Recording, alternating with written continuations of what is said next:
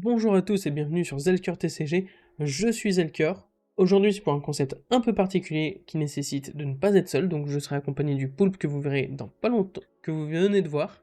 On va prendre le restant de la boîte de Lord of the Ring et on va se faire un CDA avec. Ce sera 9 boosters chacun, puisque c'est des boosters d'extension et qui sont pas prévus pour le draft à la base, mais on va faire avec. Je vous laisse avec l'ouverture du poulpe, à tout de suite.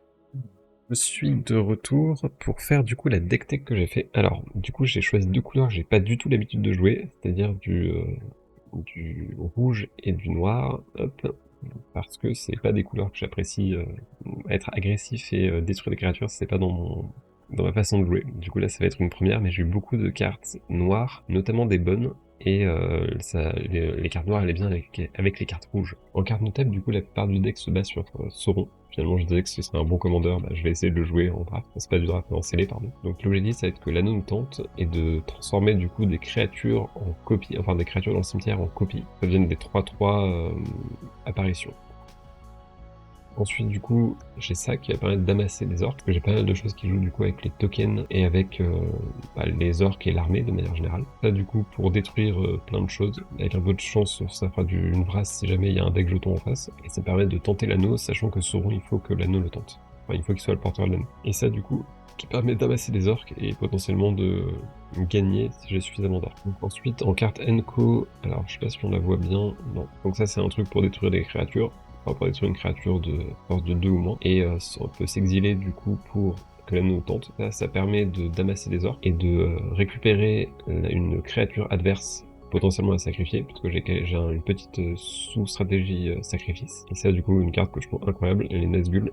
Du coup, donc, contact mortel. Donc déjà, c'est très sympa, contact mortel. Et à chaque fois que l'anneau nous tente, on met un marqueur plus 1 sur chaque apparition. Donc ça va être très fort. Malheureusement, je n'ai eu qu'une seule. Du coup là je vais un peu compter les sous-stratégies. Alors ça c'est juste des cartes qu'il fallait remplir et je les trouve plutôt sympas. Donc celle-ci, ça permet surtout de faire du recyclage de montagne et sinon d'avoir une grosse créature en fin de partie qui a le piétinement. Voilà, c'est principalement ça.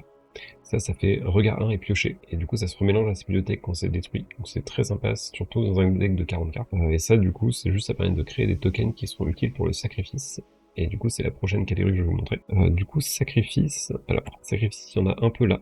Donc là, ça permet de sacrifier, de créer un token nourriture. Et là, ça fait que quand on crée un token, ou qu'on en sacrifie un, on gagne. Alors pardon. Donc celle-ci fait que quand on crée ou qu'on sacrifie un token, chaque adversaire perd un point de vie. Du coup, je vais grailler des PV avec ça. Alors ça, du coup, c'est les cartes qui ont du sacrifice et qui permettent aussi de faire de la gestion. Donc c'est vrai quand tu sacrifies une créature, ça inflige 4 de blessure. Ça, du coup, ça a contact mortel plus 1 plus 2, donc pour moi c'est du sacrifice, et en plus ça crée un jeton de nourriture. Et là, donc en sacrifiant du coup une créature, on peut détruire une créature ciblée. Ensuite, ça c'est toutes les cartes où il y a amasser, donc je vous les passe vite fait. Le but ça va être de créer, enfin, ou en lien avec les orques ou les gobelins, et le but ça va être d'amasser. Alors par exemple, celle-ci est assez sympa. Donc en éphémère, on donne le lien de vie ou l'indestructible, et on amasse un orc, donc très sympa. Et de l'autre côté, du coup, c'est cartes où l'anneau nous tente. Donc il y a avec Sauron en tête de liste. Ça qui est très sympa, qui est un arcane signé pour 1 de plus, qui fait que l'anneau nous tente. Donc c'est très cool, je trouve. Donc ça, là du coup, donc pour 1 mana, tu fais -2/-2, donc tu gères une créature, et en plus tu peux faire que l'anneau nous tente. T'as le Nazgûl. Ok, et ça du coup quand il rentre sur champ de bataille, l'anneau tente. En plus du coup c'est une 3-2, donc ça peut gérer plus ou moins un truc. Et enfin ça qui est, je trouve très fort en tour 1, du coup pour 1 mana c'est une 1 menace, et quand elle meurt, l'anneau tente. Voilà, on va essayer de faire des choses. Comme je le disais, du coup, j'ai pas l'habitude de jouer ces couleurs, donc ça va être vraiment de la découverte, et je pense que je vais faire pas mal de misplay. Mais bon, on va faire ce qu'on peut. Du coup, j'ai 16 terrains pour 24 cartes. Normalement, c'est plutôt 23 et 17, sauf que comme j'ai une carte qui permet de tuto une montagne, je me dis que ça se tentait et que mes coups sont assez faibles, donc on va le tenter comme ça. Re à tous.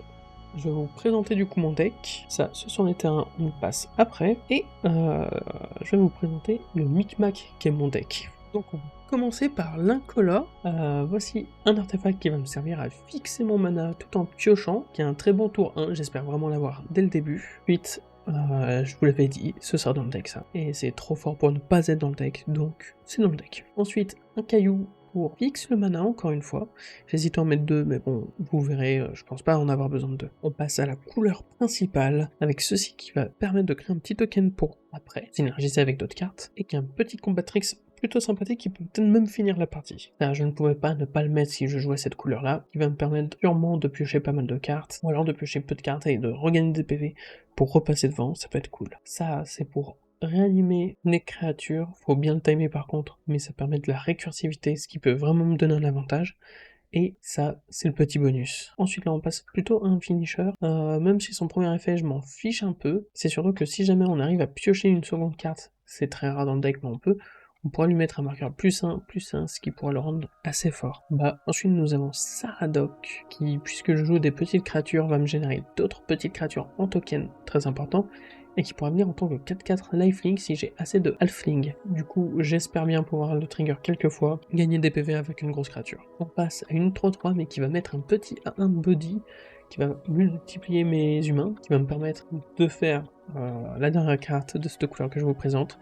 Ça me paraît plutôt bien. Et c'est vraiment parce que c'est un humain que c'est une 3/2 qui arrive assez vite et qui peut facilement plier notre main, voire juste piocher si on contrôle une créature légendaire. Toujours bien. Et ça, c'est surtout pour avoir un tour 1, rien de plus à dire. Et c'est celle-ci. Celle-ci qui va être une prison pour 2 signes de vigilance, et quand elle arrive, on peut sacrifier un token. Donc il me faut des tokens quand elle arrive, et si on fait, on exile une créature qu'un adversaire contrôle tant qu'il est là. Donc une prison, ça peut vraiment être cool, surtout sur ces monstres game changer, ça va être bien. Là, on a vraiment du petit monstre rouge parce qu'il me fallait parce que je joue le rouge quoi, et donc du coup là c'est vraiment, j'ai essayé de prendre les plus utiles. Elles sont pas forcément très utiles, mais on aime bien. Ça a rien à faire dans ce deck, mais je veux la jouer. Du coup on essaiera de jouer, de faire en sorte que Smoke soit là. Et ça peut être la carte qui me donne la victoire. Parce que si elle attend pas, c'est 4 dégâts à n'importe quelle cible. S'il lui reste trop peu de PV, je peux directement le tuer. Par contre, il faudra sacrifier un artefact ou une créature, j'en ai quelques-uns, mais pas non plus des masses. Ça, c'est le petit combat tricks sympathique qui peut donner un trade, mais bon, je suis pas convaincu de la carte non plus. Ensuite, nous avons Eomer qui m'a convaincu de jouer le rouge. 4/4 haste pour 4, c'est déjà très bien. Et si une créature au plus... si une créature attaquante légendaire qu'on contrôle meurt, qui trigger sur elle aussi, on dégage les créatures qu'on contrôle et on a une autre phase de combat après. Ça peut trigger qu'une seule fois, mais ça peut vraiment être un finisher, ça aussi. On a Théoden qui était le premier à me dire peut-être rouge humain. Quand lui ou qu'un autre humain arrive sur le champ de bataille, une créature va gagner la double initiative.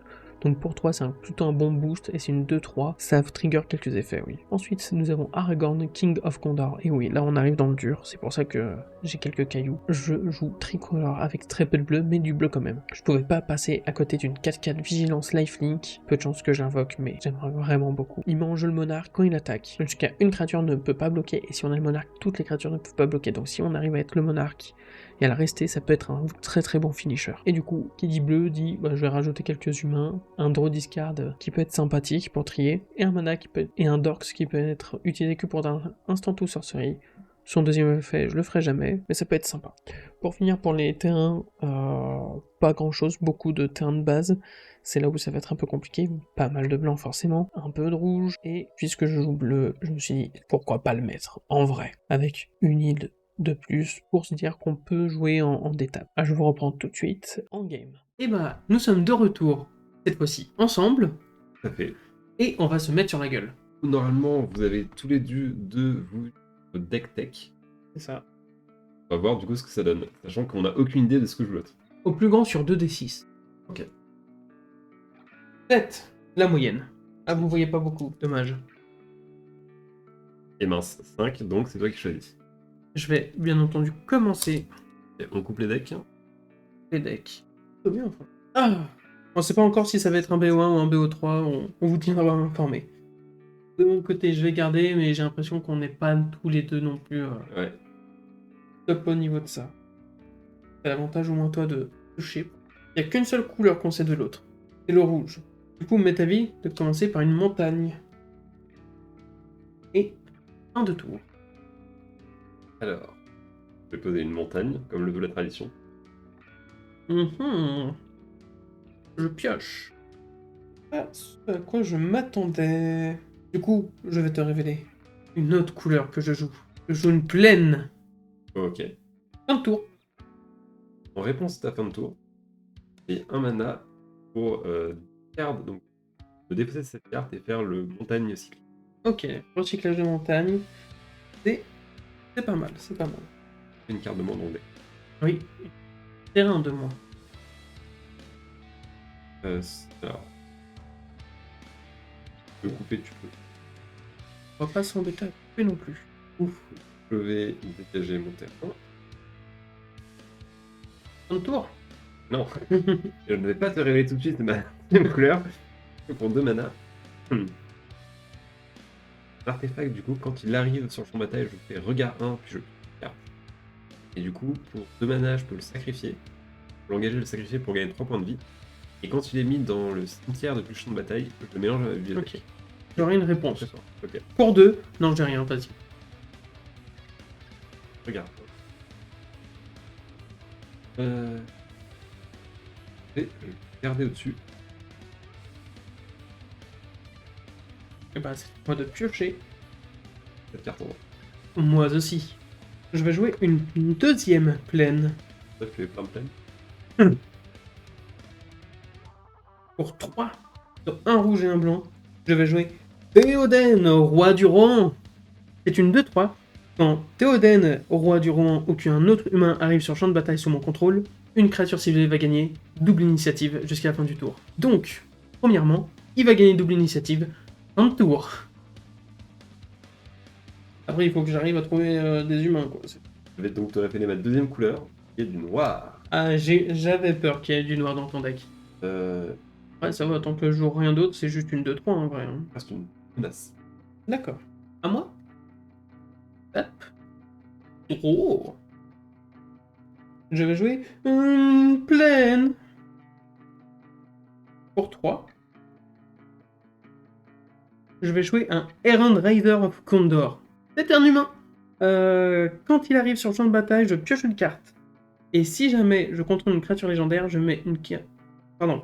Et si jamais je ne contrôle pas une créature légendaire, je mets une carte de ma main sur le dessous de ma bibliothèque. Réponse ou pas? Ça arrive. Alors c'est fait. Ouais. Premièrement, Théoden va choper la double initiative. Puisqu'un humain est arrivé. Ensuite, lui va me faire piocher une carte et Théoden est légendaire.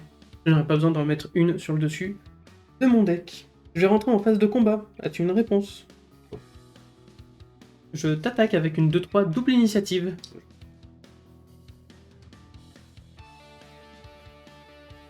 Les hostilités viennent de commencer. Donc, une fin de tour pour moi. En réponse à ta fin de tour, payer 2 mana, attaquer ça, pour gagner 3 points de vie. Et donc, mélanger. Ouais. Mélanger du coup cette carte. Encore mieux si tu as pu scry avant. Comme ça, tu sais ce que tu vas voir et si c'est mieux de mélanger avant, après la pioche, tu vois. Et l'embasse, je pense que ça peut être vraiment fort dans la synergie dont on parlait dans la vidéo d'ouverture avec les elfes. Le scry. C'est pas pour rien que c'est la nourriture elfique. Du coup, pour mon tour. Ok, avec ça, marée. Aïe aïe aïe. Plus de noir. J'aime pas la gestion. 4 mana. Je vais mettre jolie carte. Donc 2-3 vol. Quand je crée un token ou quand je sacrifie un token, l'adversaire perd un point de vie. D'accord. Ça Bon. veut pas plus. On va jouer de token, peut-être. Ça va jouer ce que ça a pu ça peut jouer. Mais très belle carte parce que, franchement, Borderless Foil, c'est joli. Un tap of keep. Oh. Je mets une autre plaine. Ça va devenir compliqué tout ça. J'aimerais mettre un humain pour qu'il y ait la double initiative. Donc j'ai une 3-2. Compliqué cette affaire. Je vais rentrer en phase de combat. J'imagine Ok. que tu n'as pas de réponse. Je vais déclarer une phase d'attaque avec une 2-3 et une 3-2. Je pose tes 5 dégâts. Là, il y a possibilité que tu aies une éphémère pour mettre mal sur ma créature. Ça peut être intéressant. Papier des Donc c'est un quart des PV de base. et croiser les doigts et me prendre ça. À moins que tu aies une action. Je n'ai pas de réaction.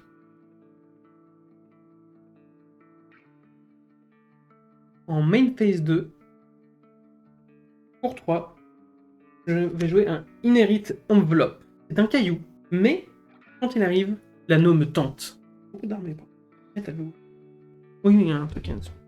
Non, c'est dans l'autre truc que j'allais chercher. Du coup, je pense que ce sera mon Errand Raider of Condor qui va être mon Ring Bearer, Ok. porteur d'anneaux.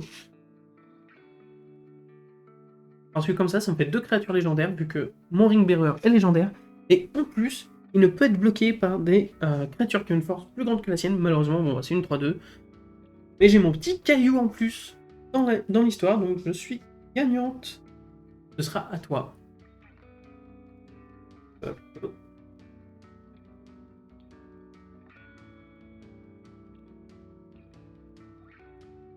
Ok. Aucune réponse. Je me prends donc 2. Les premiers dégâts que tu m'infliges. Mana. Oui. Rituel, du coup, qui va me permettre de créer 2 jetons de 1-1 soldats et les humains que je contrôle la sécurité. Ça sert à rien pour le coup. Et ça me crée. Tu l'avais fait avant le combat, par contre, tu auras pu attaquer avec les 2 jetons Oui. et me mettre Et je 2 pense dégâts de plutôt à les utiliser pour bloquer. Je peux comprendre. À preuve du contraire, tu n'as pas vu de piétinement sur mes créatures. Et du coup, ça va t'infliger 2 puisque je viens de créer 2 jetons. Ça va me faire perdre de PV. Oui. La nuance est importante. Et ça va être. Ok. Je vais donc dégager mes créatures, mes terrains, piocher. Ou ma façon de passer ton board, il a plutôt plus de créatures que toi. J'ai joué une montagne. Enfin, ça fait plaisir.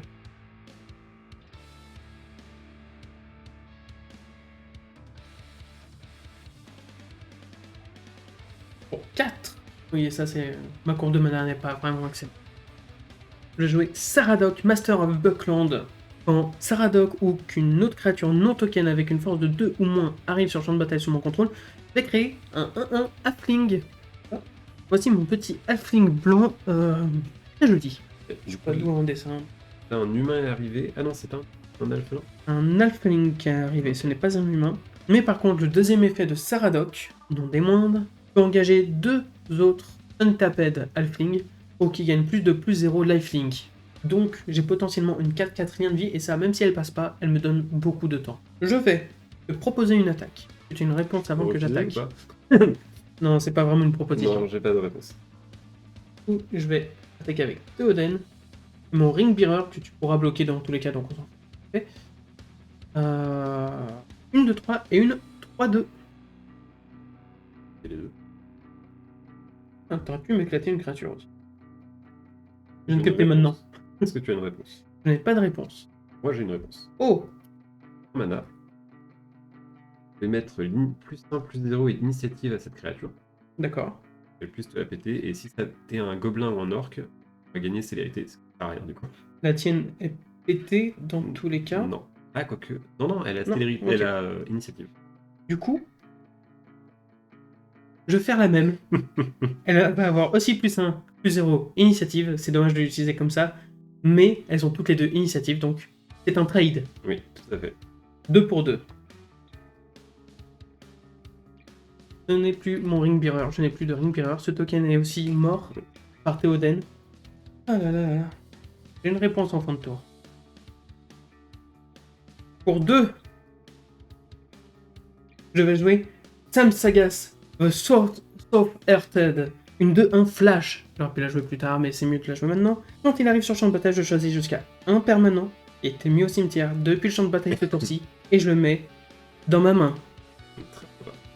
Puis l'anneau me tente. Qui sera mon nouveau Ring Bearer? Ça me fait très déconner si c'est le token, mais est-ce que c'est le mieux? Je sais pas. En vrai, il serait imbloquable si c'est mon Ring Bearer. Tout à fait. Donc c'est mon Ring Bearer avec le deuxième effet. Quand il attaque, je pioche des fausses. En plus d'être légendaire, mon board est de nouveau entièrement légendaire. C'est beau ça quand même. Et que je suis un peu dans le caca. Mais... Quoi? Je peux changer mon Ring Bearer, je viens de capter un truc pas force. voilà. Ça du coup. Non, c'était... Ah. Je reviendrai plus tard pour voir. J'aime beaucoup Sam Sagas. C'est un très bon effet. Surtout que c'est l'arrivée dans le champ de bataille. Du coup, ça peut être Blink. Il y a des trucs à faire avec Sam Sagas. J'ai 4 cartes en main pour nos viewers et moi j'en ai 2. Voilà. Et moi, j'en ai 7. Merci les cailloux. Là, j'avais une idée de play, sauf que je ne peux pas, j'ai pas assez de mana. Ah, une grosse carte. Je vais... Un mana, mettre 1-1 menace. Quand elle meurt, l'anneau me tente. Ok. L'anneau va nous tenter. Ah, Euh. j'ai bien fait de changer mon Ring Bearer au final. Parce qu'il aurait pu être bloqué, mon Ring Bearer. Maintenant, je vais... Un mana, faire ceci. En Ah oui. supplémentaire, je vais sacrifier elle. Oui. Donc l'anneau va me tenter. Je veux détruire quelle créature? Je vais détruire. Ah ouais, pas celui qui donne la double init.